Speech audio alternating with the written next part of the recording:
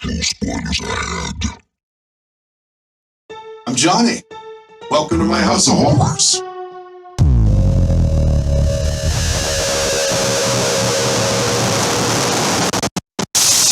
Firestarter, which I accidentally called Firestarter twice during my first run of recording this, is a 1984 American horror film based on Stephen King's 1980 novel of the same name.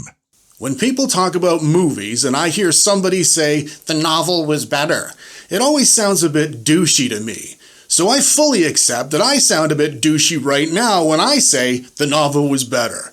Having to rewatch Firestarter for this review made me want to set my own head on fire.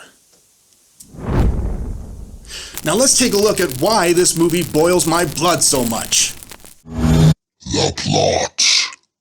The movie opens with Andy McGee, played by David Keith, who's fully embracing the shampoo spokesperson vibe of the 1980s. He's running from government agents while he simultaneously fulfills one of his contractual obligations as an actor. Here's a fun fact. Every actor that works with Drew Barrymore has a stipulation written into their contracts that says they must be willing to carry her every time they have a scene together. One of the agents tells the driver to keep their distance because Andy can make people do whatever he wants them to if he makes eye contact. Which definitely seems like something secret agents might have discussed in a briefing before they were out tailing him. But maybe briefings are more of a recent development, like the internet, or not being able to express yourself honestly on the internet. To demonstrate Andy's incredible powers, he flags down a taxi and instructs the driver to drive with his mind. I'm guessing the taxi driver was fully prepared to do exactly that without Andy putting his hands on his temples, but I don't do telekinesis, so I'll just shut up. We jump to an expository flashback that demonstrates just how different life was in the 80s, when Andy openly compliments an attractive female without losing his job or getting arrested. The flashback explains how a scientific experiment resulted in Andy getting his powers. We're also shown evidence of that old adage, if you didn't stimulate that thing so much, it probably wouldn't be bleeding. Despite being laid back as an adult, as a child, Drew Barrymore shows a proclivity for punishing men with commitment issues, when she sets this soldier's pants on fire with her own titular superpower. And shortly after burning his boots, we learn she accidentally burned her mother with her powers when she was younger. We also learn a while back, Andy came home to find his wife dead when government agents came to abduct Drew Barrymore. But my movie intuitions always told me the mother's death had something to do with Drew Barrymore's acting. I didn't say suicide. One of the many big names in this movie, Martin Sheen of all people, plays Captain Hollister, who's the main antagonist. Sheen played a number of these hair helmet roles back then, and this one stands out from the rest in no way whatsoever. Sheen sits through an info dump that would have felt over-dramatized in a Giacomo Puccini opera when Dr. Joseph Wanless explains that Drew Barrymore's acting can actually kill people. As a huge fan of 1980s George C. Scott, I've forgiven him for his role in this movie, even though he's a full-on creepy weirdo. I've even learned to overlook the clouded contact lens, but I will never, ever get over the ponytail. It's so off-putting it made the changeling less scary. Andy and Drew Barrymore get taken in by a lovely couple, played by none other than Art Carney and Louise Fletcher, aka Ed Norton and Nurse Ratched. They offer them lunch in exchange for the truth about why Andy's on the run with a little girl. And just as soon as Andy's come clean, the government agents show up and ruin an otherwise lovely afternoon on the farm. The men are warned by Art Carney and Andy, but when they push things too far, Drew Barrymore gets sweaty and puts everything right by setting them all alight. And if I was Drew Barrymore on that porch, I'd be all like, "Are you feeling okay, sweetie? You're looking a little bit pale." "I'm doing acting." You are doing acting, and you're doing a great job. Why are you so sweaty? "From all the fire. It's a Firestarter movie. I'm doing a hot Firestarter." But you're not near any actual fire, sweetie.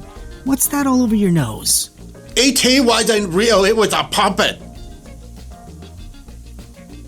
At the midpoint of the movie, George and his ponytail tranquilize Andy and Drew Barrymore like a pair of aging lions, before half the cast of E.T. seeps out of the forest to carry her away. Now remember, I said it was in their contracts. The extras from E.T. must have had really shitty agents if they had to do it for 2 of her movies on a single wage. They're taken to a government facility known as the Shop. where they plan on harnessing Drew Barrymore's acting so they can punish foreign enemies with it the way domestic moviegoers have been. George and his ponytail become fake friends with Drew Barrymore so he can manipulate her into channeling her acting so it hurts specific targets. He lies to her and tells her she'll be able to see her father again if she cooperates. But secretly, he's planning on killing her for the potential damage she's done to his reputation as a respected actor. The movie wraps up when Drew Barrymore's reunited with her daddy, who's had his hair and his corduroy jacket combed. George and his ponytail threaten to kill Andy if he doesn't hand Drew Barrymore over. So Andy surprisingly uses his powers for something appropriate. But instead of making George shoot himself or run away or think he's a chicken, he brings him so close to him that George couldn't miss with the gun if he was a chicken. Without her dad around to carry her in the scene, Drew Barrymore loses her shit, and her unchecked acting burns everyone and everything in a 10-mile radius. And I'm guessing most of the cast were just happy to hear the director yell, "That's a wrap." And there you have it, a series of loosely connected events that other movies would refer to as their plot.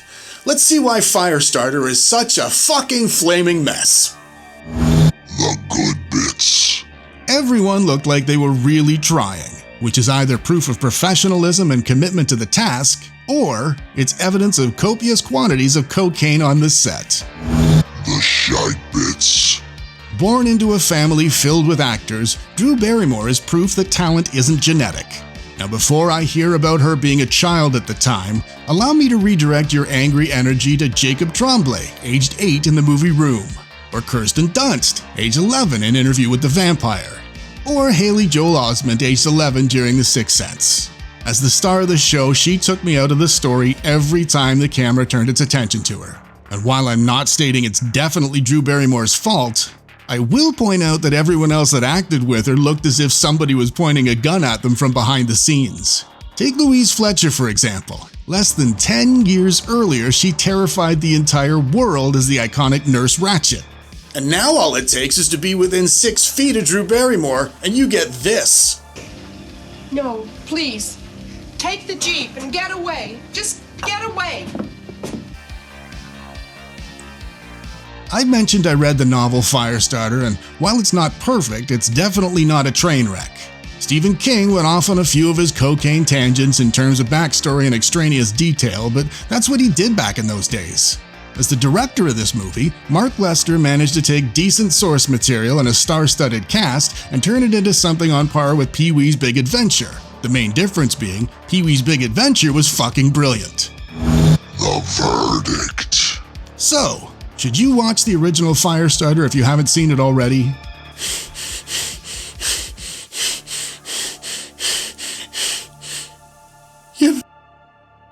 I'm in a place where I am fully capable of watching an entire terrible movie for the sole purpose of laughing at it. And if you're in a similar position, this movie's a fucking gem.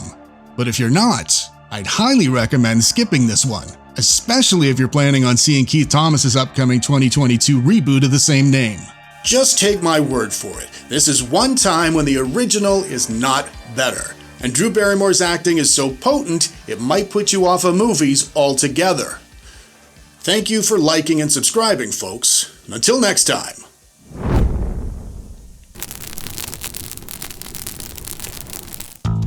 It's me, Johnny, from that thing you just watched. If you enjoyed it, go down there and smash me in the face to subscribe. And if you want to watch another thing, there's one right there. Do it!